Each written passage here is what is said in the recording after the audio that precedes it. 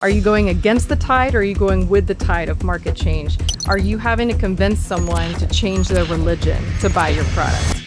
Upwind Security, probably one of the most exciting, loudest companies that we've seen in the cloud security space over the last couple of years. Working at startups is super hard, right? You got to be like emotionally thick skin on this stuff and be able to be resilient and move on. What side projects have you done? What have you built on your own? What are you vibe coding on your home computer? What are the things that keep you up at night where you are so excited about this problem that you're solving that you're building stuff in your free time on your own? I think the complexity of cloud and the explosion of agents and AI is going to create just a whole new suite of products and founders that are going to come out. If you just think about AI taking over the world right now, what's going to matter is people that can authentically communicate and build with those relationships and be creative. So I think authenticity matters a lot in a world of AI slop. And touching grass. Touching grass. Rinki, Shaz, welcome to the Hubscale Podcast. Thanks for having us. Yeah, thanks for having me in the Lockstep office. I've got to say, first of all, it's probably one of the coolest offices that I've ever been in. I would second that. Yes. No, it's amazing and very excited to record this episode. Upwind Security, probably one of the most exciting, loudest companies that we've seen in the cloud security space over the last couple of years. True pleasure to be down here recording an episode with you both. I guess we wanted to just have more of a candid, transparent, open conversation about what has made Upwind so successful to date. Wanted to talk through two key topics really, which is what makes a startup successful in 2026, and then also talking about how you use the community as a strategic advantage. I guess just first of all, great place to start for the folks who maybe don't know who Upwind are, or both the two of you would love to have a little bit of an introduction.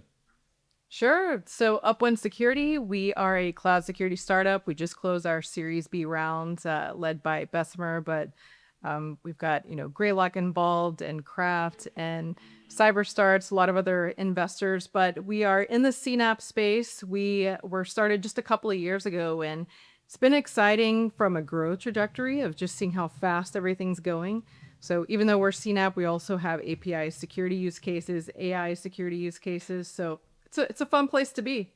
Amazing. And Shaz, would love an introduction into yourself. Sure. Chaz Larios. I'm the VP of Marketing here at Upwind. Been on the cybersecurity scene for a while now, since 2012. But I did a stint. I was head of Unit 42 Marketing at Palo Alto Networks. That was my last big company before I realized I'm more of a startup CMO. And then jumped into the startup world with Anvilogic. Mostly have done security operations things in my past. Like my master's degree is in cybersecurity, so security operations is really interesting to me. This is my first pure-blown cloud security company, but we have a lot of other AI use cases, etc. So yeah, that's some history about me. I live in Austin with my husband and our two kids. Amazing. And Rinki? Yeah, I'm Rinki, 22 years in cyber, and started at Pacific Gas and Electric, went to Walmart, eBay, Intuit, Palo Alto Networks, short stint / career mistake at IBM before taking on my first CISO job at Rubrik, then Twitter, then Bill.com as CISO and CIO, and then joined Upwind Security a little over a year ago, although I feel like I've been part of the Upwind Security journey since they started the company. And sit on a couple boards in the cybersecurity space. Amazing. And Rinki and I were, even though we both worked at Palo Alto Networks, our paths did not cross, but all of the same friendships and relationships we built were very overlapped. So I always wanted to work with Rinki, and this was my opportunity. Fantastic. Yeah, we know a lot of the same people. It's crazy. We do. Amazing. And Rinki, you've obviously been CISO at some of the biggest companies, most successful companies in the world. What was it that made you say yes to joining Upwind? It's kind of a wild story. I had been at Bill.com for 3 years, built out a pretty large organization, had a deputy CISO, CIO, things were running really well. It was, a chance for them to take on the reins. And I was starting to think about what was next. I was focusing a lot on community building. I'd also started this VC firm. And I was about to go sign an offer with a public company CISO, for a public company CISO role. And when you get that pit in your stomach where you feel like it's not the right thing. And I was kind of like, I just don't want to wake up and do this again and again every morning. And interestingly enough, the weekend before I was going to sign the offer, I got a call from 2 cyber companies, and one of them was Amiram. He's like, I heard you're leaving. Like, why don't you come and help us build at Upwind? And I'm like, that actually lights my fire. I think I'm going to go try that out. And so I joined Upwind. I was one of their first customers. And it's like, I've always been convicted in the journey and what they're building. So it's like, it's a real honor to come and help them build the company out. Awesome. And what was it about the products, I guess, in the founding team that stood out to you immediately? Well, Omri Caspi, ex-NBA player, was the sexiest part of it all, right? He like pinged me on LinkedIn, and that's how I got introduced to Amiram. And I'm like, man, this company has swagger. He's the second time founder. The whole team that had built Spot and sold that to NetApp moved over and built Upwind, which I thought was amazing. But I think the most interesting part was when I met Amiram, we were actually moving to cloud, and we had a CNAP product in place. And Amiram was like, Rinki, everyone's thinking about CSPM. I think we need to think about runtime. He's like, the future, there's going to be a data explosion, and we really need to think about how we're going to do security. You can't do security right unless you're at runtime. And I'm like, what is this runtime thing? I've never heard of it before. And so he went on to explain, like, this is what runtime security is, and that's what the future is going to be. And I was like, it's crazy. Actually, you're right. And yet none of us are talking about this. And then that evolved into the CNAP platform. And so that's what brought me into the company, obviously the founder swagger, but then second time founder swagger. And then of course, what they were building was and is visionary. And I think it's building for the future of what now cloud security and the complexity is. Yeah. Yeah. And a big part of obviously the evolvement of the market is how do you stand out in such a noisy market, which is just security in general, isn't it? That's a challenge that a lot of founders have, a lot of heads of marketing have. From your perspective, Shaz, what's different about marketing in Upwind? Yeah, there's a lot of things. I think standing out from a brand perspective is really important. And I think that a lot of cybersecurity companies just keep rehashing and doing the same thing over and over again, or they lead with fear or FUD. And from day one of the very first people that was hired at Upwind was a designer and a product designer to work on UX and UI and brand. The way that I talk about it with our founder is thinking about it in archetypes. Upwind is very much an explorer brand, but we're also a lover brand in the sense that we're totally dedicated to all things customer. So when we think about how that plays out in our brand, we want really positive messaging, and you'll see that we're kind of more like a surf shop type of brand in cybersecurity. And it's just something I've never seen before in cybersecurity. So we take a very different approach. It's more, friendly, approachable. It stands out. Like we just went to AWS reInvent. We had a big surf shop there, and we do sponsorships with windsurfers, with famous surfers, etc. So it's just a different, concept of how you bring a cybersecurity brand to life that isn't so scary. It's more like approachable and fun and casual. But also there's a lot of additional differences in marketing at Upwind compared to different companies. We've tried to hire a very AI native focused group of marketers that are thinking in terms of signals-based go-to-market engineering. So a lot of the ways that we treat demand generation at Upwind is very similar to a SOC. I'll explain the concept of that a little bit later. But I think also it's a big, humble group where we try to think really creatively about how can we engage our community? How can we have very experiential, smaller CISO gatherings and security leader gatherings that's like an experience that's not just going to happy hour. So we spend a lot of time focused there as well. Yeah. Yeah, I don't think you can go on LinkedIn without seeing the Upwind wave these days. For sure. I guess obviously the market is noisy with great competitors like Wiz, for example, Orca, Prisma Cloud, etc. What did you see in Upwind that made you confident that you could break through the noise? I think that number one, I started off in cybersecurity as a product manager. So before I'm willing to accept any role, I want to look at the demo of the product and really understand is this true or is this vaporware? Like where are the gaps here? And so whenever I was looking at the product and going through it, my first reaction was like, wow, this is beautiful. This is something that I want to use. But then getting the full-blown demo made me realize, yes, this is something that is going to be comparable, and eventually a lot of the feature set that we started building out was going to be very differentiated from anybody else in the market. So I think really, really strong product foundation. And what makes it so uniquely different too is how fast we can move. So with AI use cases coming on board every single day, right? There's some new thing that we have to go tackle and try to create features around. Our engineering team moves like lightning fast. It was so incredibly fast. I think that's a big differentiator for us as well. But that plus the founding team and getting to work with Rinki, getting to know our CEO and his perspective on brand and how important that is to him, let me know that from the get-go, we were not going to do just, we weren't going to be forced to do just the run-of-the-market type of messaging and type of marketing that other cybersecurity companies tend to be stuck with. So we could get a lot more creative with it. And I think that was like a big playing ground for a CMO to come in and want to be like, okay, how do we take this to the next level? Yeah, awesome. And I guess, yeah, as I said, the first topic that we wanted to talk about is what makes a startup successful in today's world. And Upwind's clearly doing something different and exciting. I guess from like a lockstep lens, or I guess taking a step away from Upwind for a second, from your perspective, Rinki, what are the biggest mistakes that founders make when choosing their market?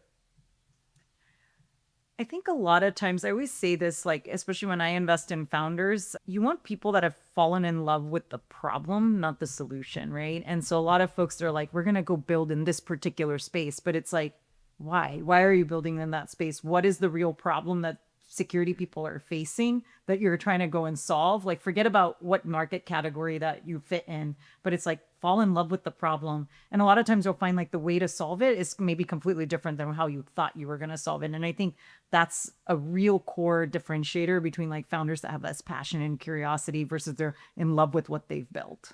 100%. And when do you think a market becomes maybe too crowded? I think in cybersecurity, it's interesting. Like, the problem's huge, right? It's actually a very crowded space, and yet there's room for new players. And I think especially with where we are right now, I mean, every cybersecurity company that's building right now is an AI company, right? And I think we're seeing in any area of cyber, there's probably a dozen companies that are building a really compelling product. And I think we need that. We need that kind of innovation. We need that kind of, I think, crowded space.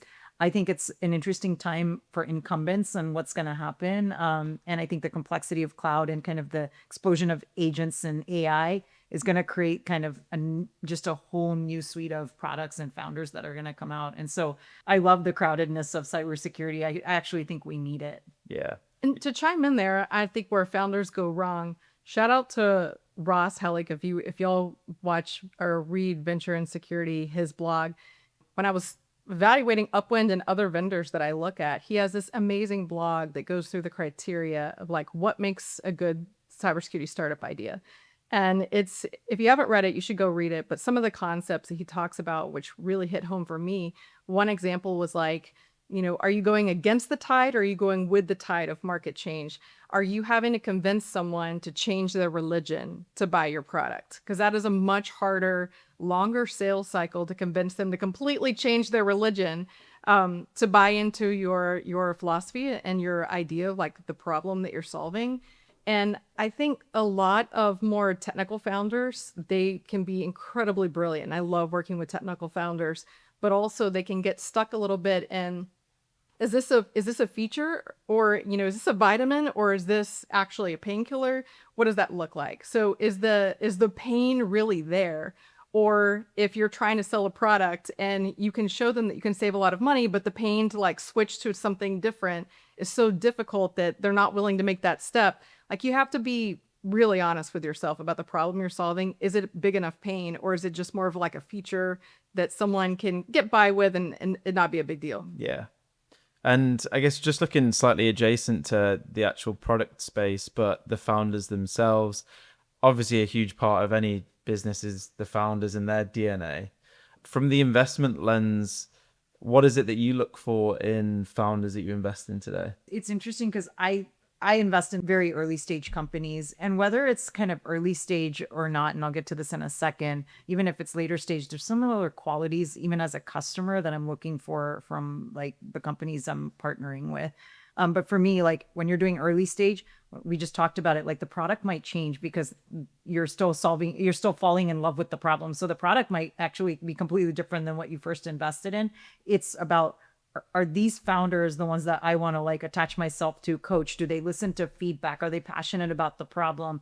Are they going to like pivot and take feedback in a good way? Are they going to listen to the customers and figure out how you solve like the particular problem in the right way? So I think that's like very, very like that's core. Obviously, there's got to be good chemistry and things like that as well, but it's all about founder conviction when we're investing in early stage companies, because they'll go figure out a way to solve the problem and like figure out the market fit and so forth.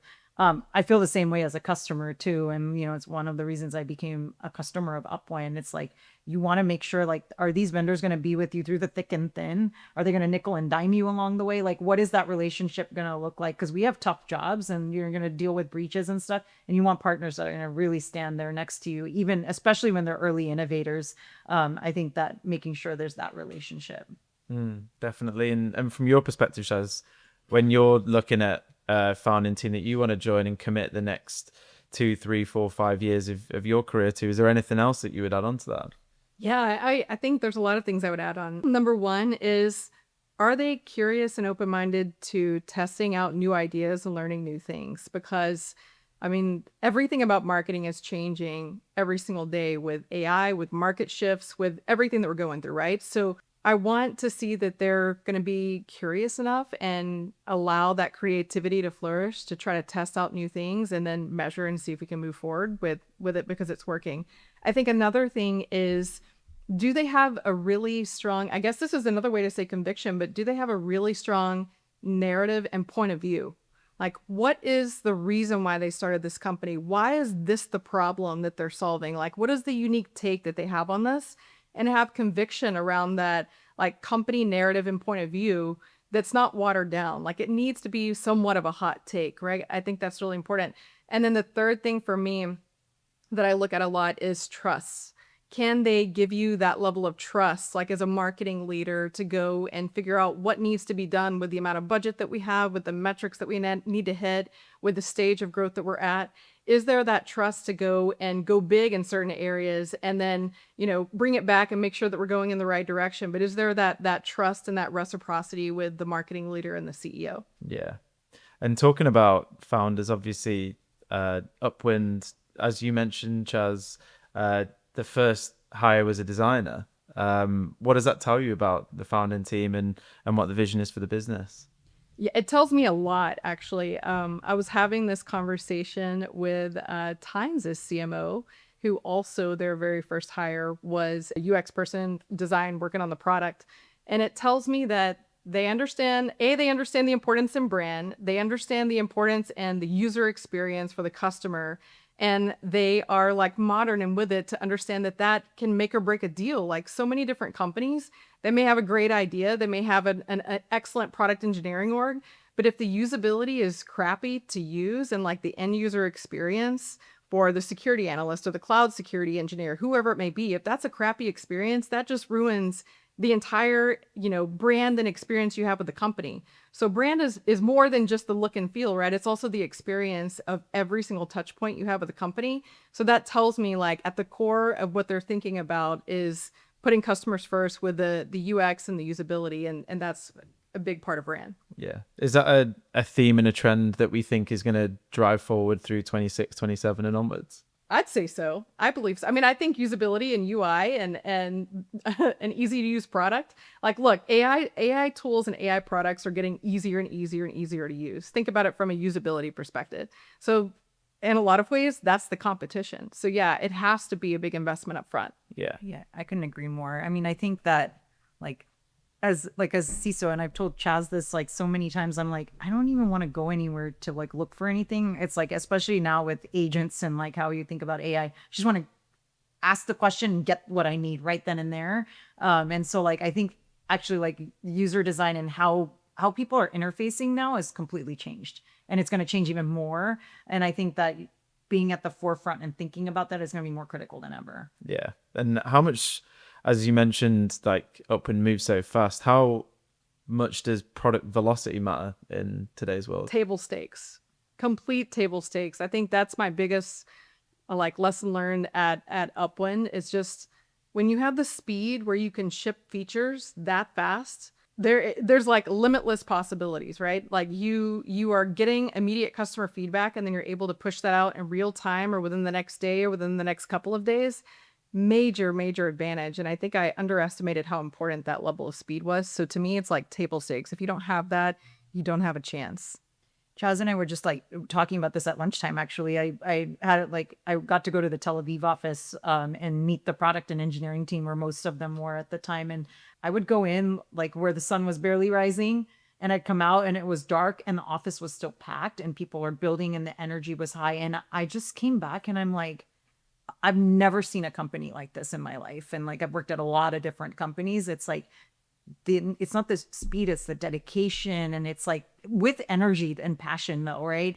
It's unreal. It's unlike anything I've ever seen. And what differentiates us. It's like customers know that when we say we're going to commit to building something, they see it happen overnight, and it's unbelievable to them. Yeah. Where do you think that comes from? I honestly think it comes from our founder, right? And the founding team. I mean, they've done this before.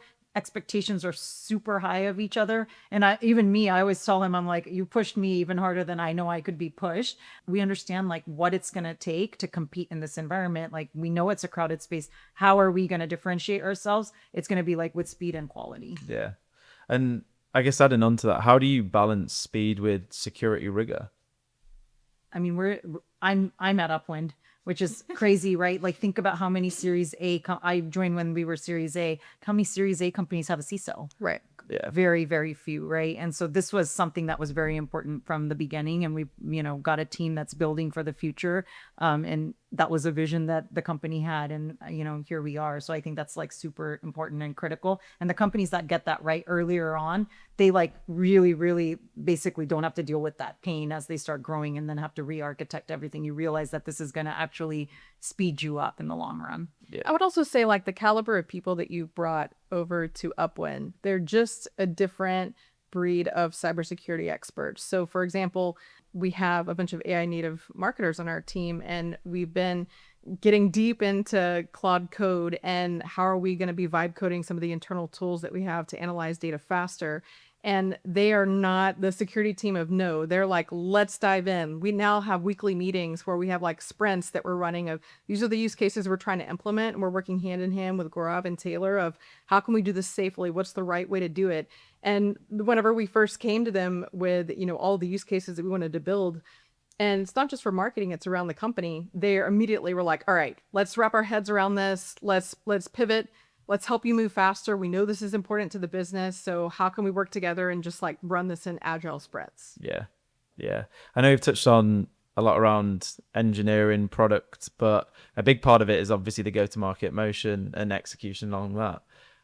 What does to both of you, what does modern go-to-market mean to you in 2026? Oh man, we could talk about this all day. Oh my gosh. I probably the thing that we have the most in common that is a fundamental belief to who we are as human beings and being in cybersecurity this long is respect for cybersecurity buyers and really being a part of a community, not just transactional things that we're doing, but like how are we contributing and giving back to the community? How are we building a community? How are we respecting cybersecurity buyers from the very first moment that we interact with them all the way through to the end? And it doesn't matter if you're a customer or not. It's like, how can we also give back to the community?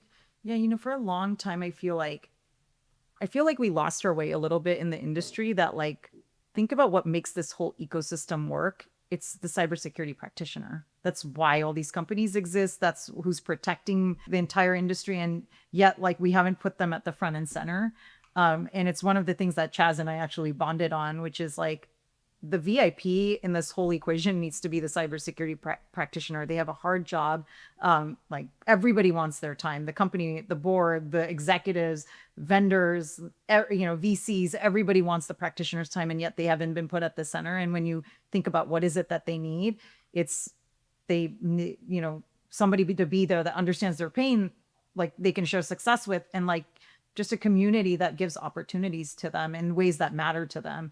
And that's not built overnight, right? That's not something you just say, okay, I'm going to whip up a community and we're going to have, anybody can build a group of people, but it's like, how do you keep that thriving? And that happens over a long period of time. And I think people care about that right now. It's like, yeah, I can go with any vendor. There's a lot of similar capabilities. But like, do you really care about me? And it's why, like, you look at founding teams and you're like, is this one that is like, they care about the practitioner, that they're going to be there when I need them. And it's not just about the dollars and cents for today, but there's a long-term partnership there. And I think that's what it's all about right now. And I think the companies that understand that and get it right are thriving. Yeah.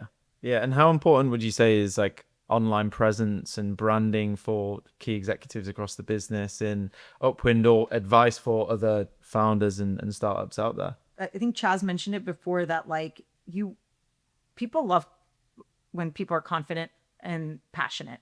And it's like when you see that someone has like a very distinct narrative and they're convicted, there's something about that makes you want to follow. And then of course there's a vulnerability, or like, you're putting yourself out there. And so like people respect like folks that are out there like that. I think it's really important to get to know somebody and like what their brand is. And that's like the company, at the end of the day, the company's brand is about the people, right? And that's kind of what forms the brand. And so I think getting folks out there is huge. And again, that's going back to building that community. And I think it's table stakes. I agree. I mean, at the end of the day, people want to buy from people. And when you're making a choice of, which vendor you're going to go with, a lot of times it is about product features and, how is this product versus another. But a lot of people also think about it in terms of, what tribe am I buying into? Like, what type of people am I going to be working with?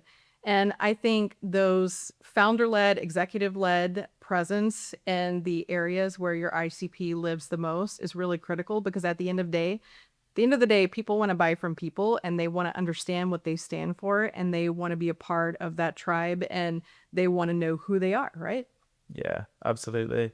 What are the like common pitfalls that you've seen in building the marketing organization, or just generally the go-to-market org as a business goes through that B round through and onwards?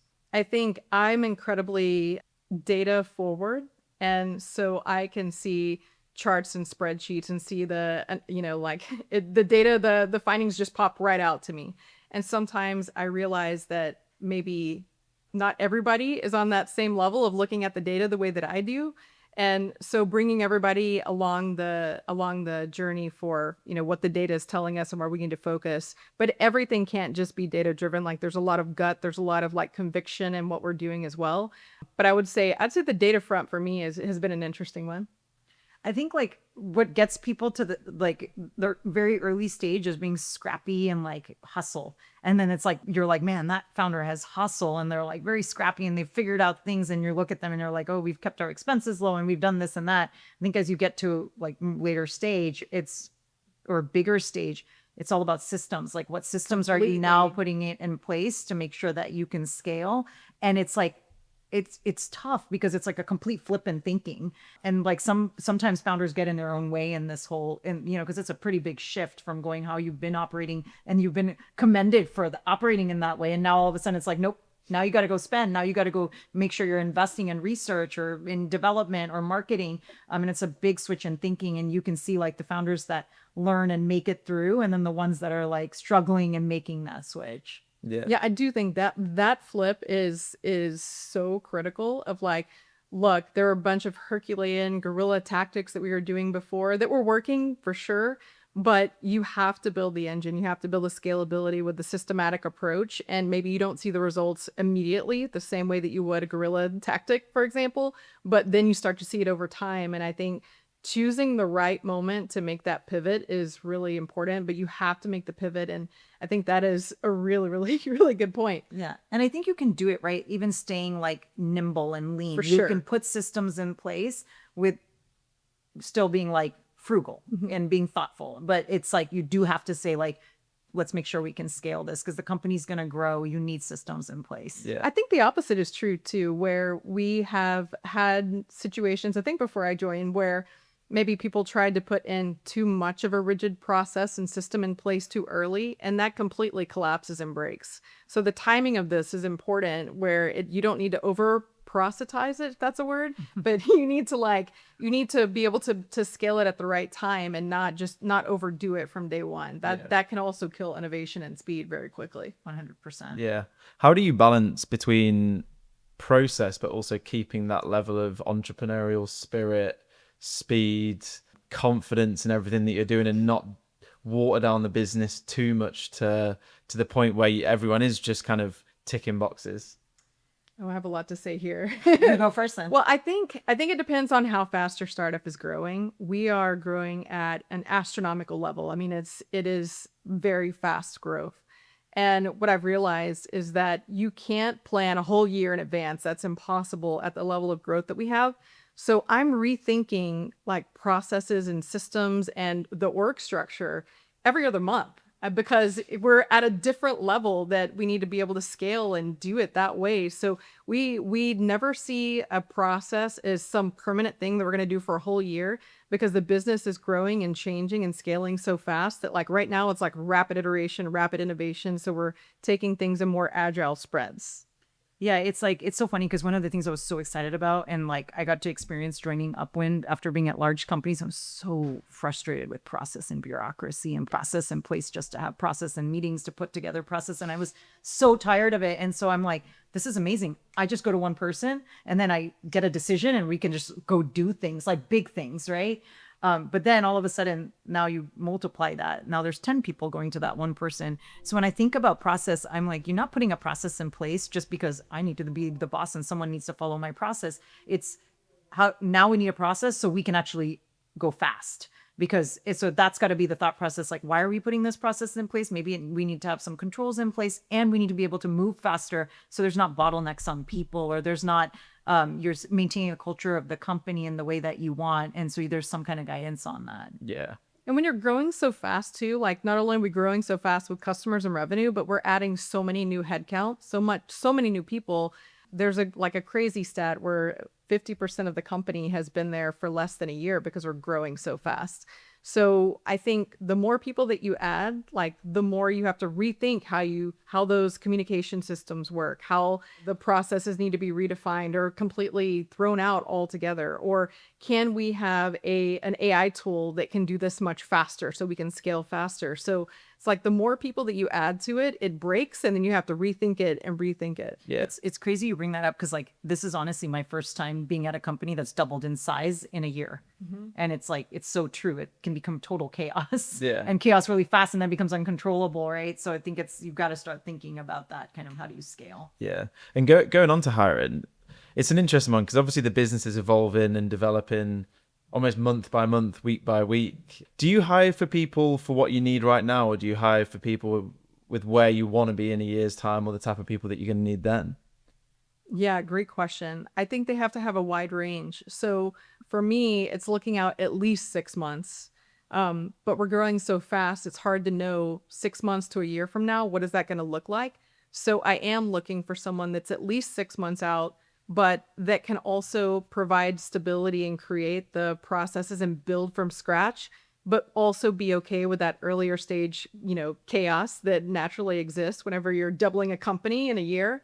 So to me, though, also, I think it's more about skill sets. Like they've got to be very AI native and how they're going to scale themselves or scale the function that they have.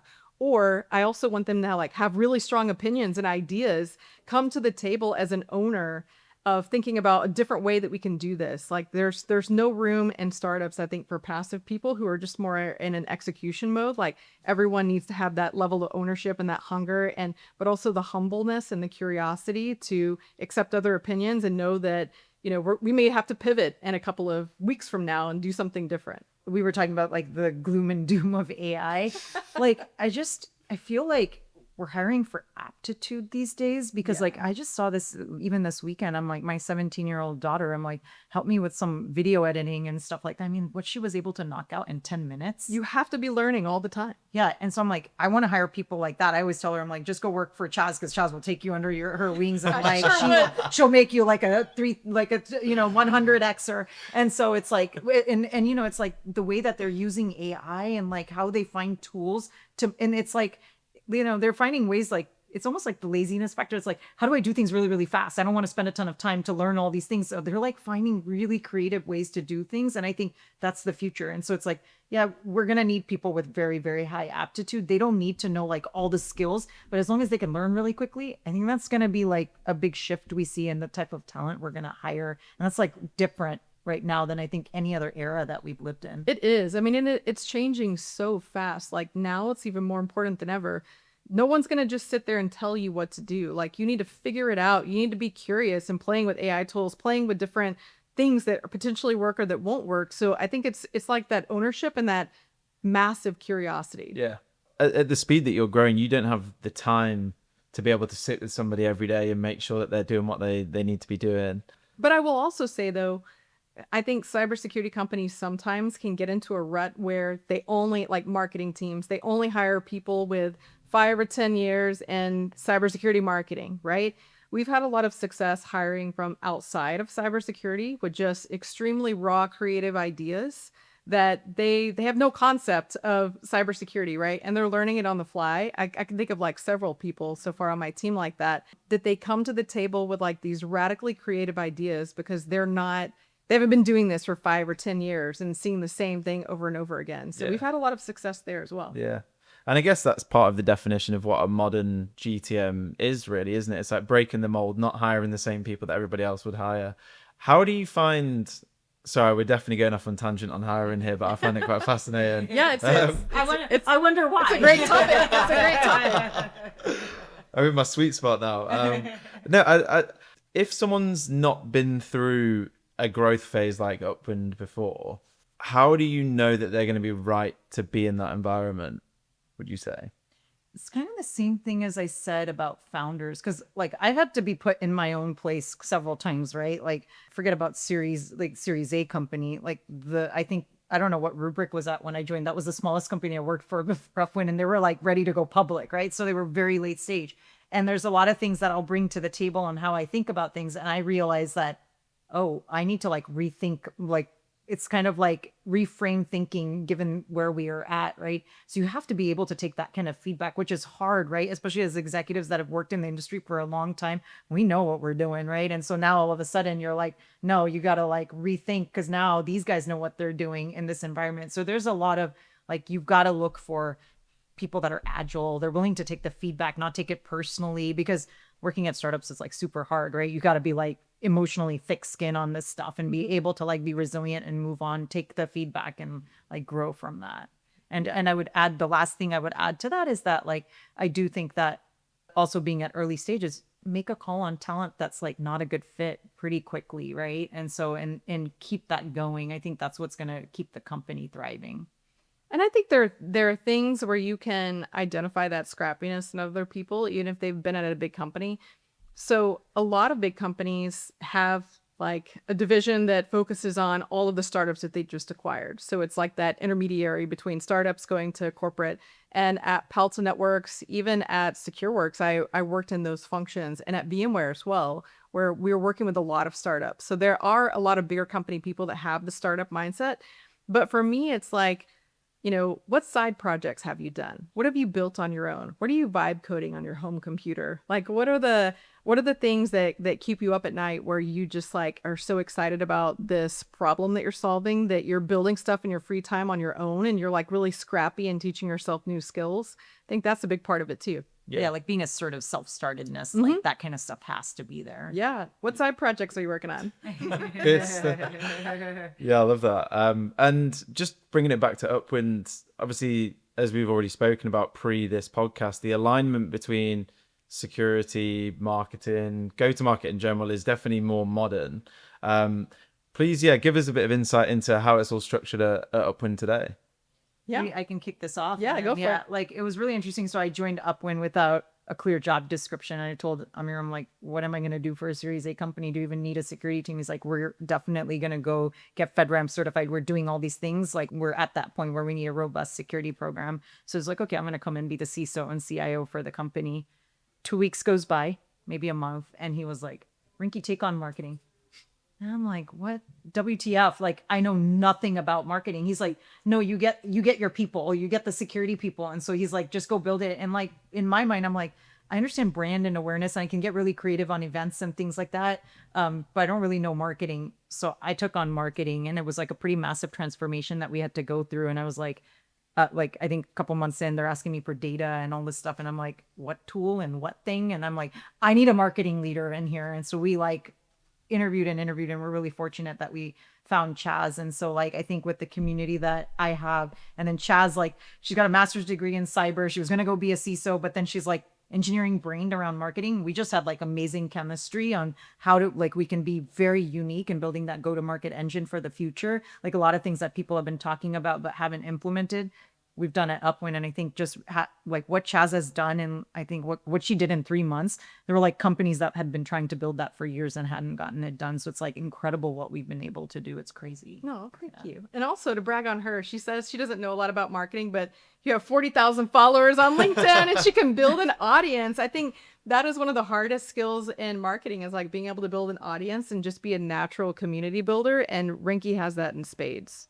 Yeah, we've been really lucky to work together, and like, you know, even though we'd cross paths. And so I think that uniqueness like actually like exudes in the Upwind brand now, because you see like a lot of things Chad's talked about earlier, and the type of brand we are. We're like friendly and approachable and down to earth, and we're like adventurous and all of that. But it also comes out down to the people at the end of the day and how we're building this. Yeah. And I think it makes for a unique go-to-market setup, because I had a similar setup whenever I was head of marketing for Unit 42 at Palo Alto Networks, where I reported directly, I was like the mini CMO for our business unit, reporting directly into Zainab, our CMO, but I was also dotted line into Wendy Whitmore, who is like the CISO of Unit 42.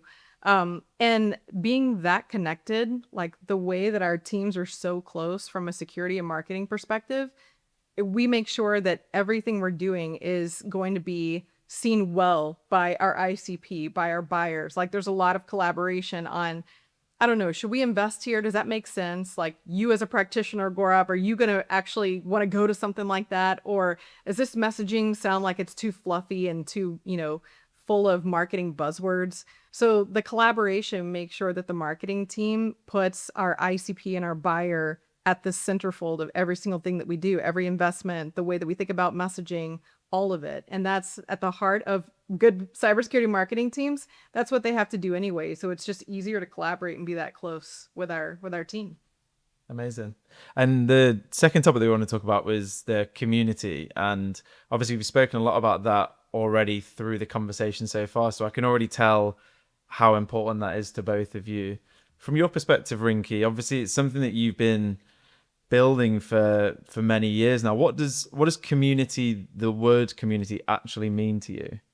Yeah, it's funny. Like I was talking to Chaz about this. I reflect on this quite a bit. I was talking to Chaz about it at lunch today, and it's like I go back to thinking. I was actually talking to the RSA conference organizers. I've been in the space for almost 23 years now. And I went to my very first RSA conference, and I've been going every year. Remember when the conference used to be small? I didn't know anybody there. I would be the girl on the expo floor that would take all the free swag from all the vendors. That was like what I was there for. And hopefully I would meet somebody cool over there. And then the first woman joined my team at, at my first job. And I was like, immediately we like stuck to each other. And so it started to me like, okay, these are my people. And so we were there for each other. We became friends, and like, you spend most of your time at work. And so then you end up making friends at work. Some of my closest friends are my colleagues, and started with women in cyber. Then it grew to women in tech. And then it grew to like, there was a lot of mentors and things I had that were men that helped me along the way. And so the community started growing bigger than just women in tech and women in cyber for me. And it was all about like, for me, there's so many people that have given to me so that like I've been able to build the career that I have. And it's like, I wanted to give back. So I started spending so much time giving back to people, mentoring, doing whatever I could, whether that was little kids or like other peers, whatever that was. In fact, at a point in time, I had peers telling me, Rinki, like, you're giving away way too much of your time. Like, you don't have time and you're spending in all these places. And it was just like, I felt like I had an obligation to do that. Well, fast forward, now I'm building my own like VC, and I'm at a company where we're growing fast, and the community has given back to me in like really like ways that are just like Like I'm so grateful for it. And to me, it's like, how do you bring these people together, put the practitioner at the center, build a community that's helpful, supportive, creates opportunities for one another, is there for one another, so you don't have to reinvent the wheel, whether it comes to a board deck or it comes to like, how do I hire this kind of role? Let's just connect like that and let's give back in that way. And it's crazy what a community like that can do. And that to me is what community is all about. It's like, let's like find opportunities and be there for each other. Yeah. No, it's amazing. What advice would you give to a security practitioner, a founder, entrepreneur, I guess anybody in the space who would be wanting to build a community? It happens over time. It's not like I'm going to go build a community and it's going to happen. Like I said, like my community, like there's, folks that I haven't talked to in a decade that like, there was some give and take there. And like, now we're all like back together again. So you just never know this, like as big as the space is, it's still really small and you never know when you're going to cross paths again. And I think that every relationship, don't make it transactional, like make it so that it's meaningful. Know that like people connections come back in interesting and funny ways. And maybe it's nothing will come out of it, but maybe something will. And if you treat every relationship and every like meeting you have like that, it's going to form a community over time. But that's the thinking. It's long term. It's not in the second. Yeah. And just out of interest, just a question that popped into my head then, when you were getting, I guess, this advice, or you were having these conversations with people saying, hey, you're spending too much time with other people, you're too busy. Was there ever a point where you thought, maybe they might be right? Or were you always so confident in the execution of what you were doing? I was stretching myself really thin, but I had a tremendous amount of guilt to like ever say no. And I mean that in the best way, right? Like I was like, I think saying no is more detrimental than me stretching myself thin. And I think in the end, I look back at that and I was 100% right. Like, I'm glad I did those things. And I'm glad people have done those things for me as well, no matter how busy they are. Yeah, 100%. And Chaz, for you, in terms of community at Upwind, what does it mean to the marketing organization? Yeah, well, just going back on your last question real quick, I would say also, and you do this so well, like you have such authentic conviction about your relationships with people, which is why we all love you so much. But every conversation you have with someone is a chance to either make or break that or make or break that relationship. So even the micro discussions you have in Slack and with people at work or people that you're in communities of, like that is your chance. You're either making that relationship or you're breaking that relationship. And I think people take advantage of that and they don't realize those little micro conversations you have actually add up a lot to your relationship and your community. To me, what community means at Upwind, and this is one of the biggest things that I look for whenever I'm deciding that I'm going to go to another company, like Upwind, for example, was I need community to be such a heavy part of their entire go-to-market infrastructure. Like, I don't want this just to be a transactional conversation with our cybersecurity buyers where we're wasting their time, or even like little things like we're gating every single piece of content, but we've got this valuable information that we could give you to help you do your job better to save time, but we're going to charge you by, you giving us your email address so that we can then hound you, while you're reading the PDF document. So it's like, how do we rethink in marketing? What type of value can we provide to our community? How can we create content that is going to help them do their job better? How can we introduce them to other people that they don't have that natural relationship with today, so that we can help them make those connections to get to the next stage in their career or the next step in their journey? Like, how do we give back in ways that make sense for them, where we don't expect anything in return and we don't treat our buyers as just purely transactional, and then once they become an Upwind customer, then we're done with them, or we realize that they're not able to become a customer right now, so then we just like throw them to the side. It's like, we have to be a part of building this cybersecurity community. We all have to do our part. We all have to make it a better environment for all of us. So to me, like, that conviction really has to be there. Yeah. I think for me, from my experience of building a community over in Austin, it's authenticity is just the number one thing, isn't it? Like, particularly with the CISOs who are in our community, like they smell through the bullshit straight away, don't they? If you're trying to fill a room for a vendor and the vendor wants to sell to them for the next 2 hours, they're never gonna come again. And I think for me, when you're true to your core around that, and you actually enjoy having those relationships, and that's where the passion comes from. People can see that from a mile off, and they really do buy into you. And like you said, you can't really, it's like an intangible ROI that you'll never be able to like fully track of, like in 10 years time I'm going to have a conversation that'll open something up. But if you just have the mindset of what can I give to them rather than what can I take from them, it becomes so much more powerful. I couldn't agree more. Absolutely. I couldn't agree more. I think that authenticity is like such an important thing. And it's because like you're not going in with any expectations, right? And like when I think about it from the Upwind standpoint or even the Lockstep standpoint, you go in, of course, at the end of the day, you're running a business and all that stuff. But then your relationship has to go beyond that. So even when you lose a deal, are you still bros with that guy, right? Or are you still bros with that gal? And it's like, that's what matters. And that's what people remember, right?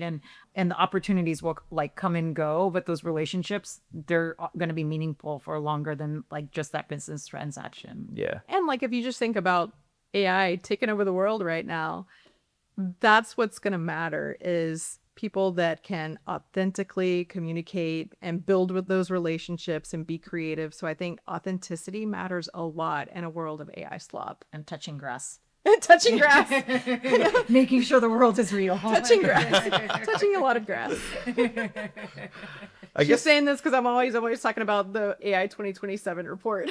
I'm like, just need to go touch some grass right now. No, I love it. And just talking about the I guess the marketing strategy for Upwind for a second. If I remember correctly, you didn't have a booth at Black Hat or RSA in 2025.